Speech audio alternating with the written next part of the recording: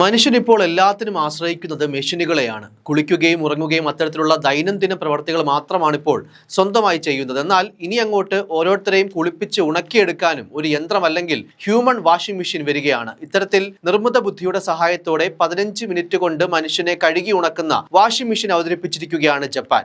Japanese കമ്പനിയായ science കമ്പനിയാണ് ഈ ഉപകരണം അവതരിപ്പിച്ചത്. മിറായ് നിങ്കൻ സെൻഡകുക്കി എന്ന് അറിയപ്പെടുന്ന ഉപകരണം സ്പായ്ക്ക് സമാനമായ അനുഭവമാണ് നൽകുക.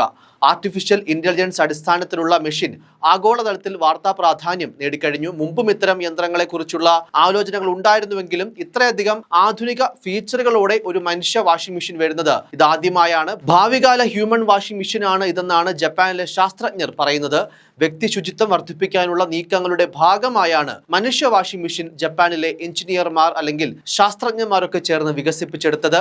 യന്ത്രത്തിലെ സെൻസറുകൾ ശേഖരിക്കുന്ന വിവരങ്ങൾ ഉപയോഗിച്ച് മാനസിക സമ്മർദ്ദം അടക്കമുള്ള കാര്യങ്ങൾ അളക്കുകയും അതിന്റെ അടിസ്ഥാനത്തിൽ ഉപഭോക്താവിനെ ശാന്തമാക്കാനുള്ള വീഡിയോ പ്ലേ ചെയ്യുകയും ചെയ്യുമെന്ന പ്രത്യേകത കൂടി ഈ യന്ത്രത്തിനുണ്ട്. മനുഷ്യനെ വൃത്തിയാക്കാനായി വാട്ടർ ജെറ്റുകളും മൈക്രോസ്കോപ്പിക് എയർ ബബിളുകളുമാണ് ഇതിൽ ഉപയോഗിക്കുന്നത്. ഉപഭോക്താവിന്റെ ശരീര പ്രകൃതിക്കനുസരിച്ച് നിർമ്മിത ബുദ്ധി ഓരോ വാഷ് സൈക്കിൾ പുനഃക്രമീകരിക്കുകയും ചെയ്യും. ഇനി എപ്രകാരമാണ് ഈ മെഷീന്റെ പ്രവർത്തനം എന്നുകൂടി നമുക്ക് നോക്കാം.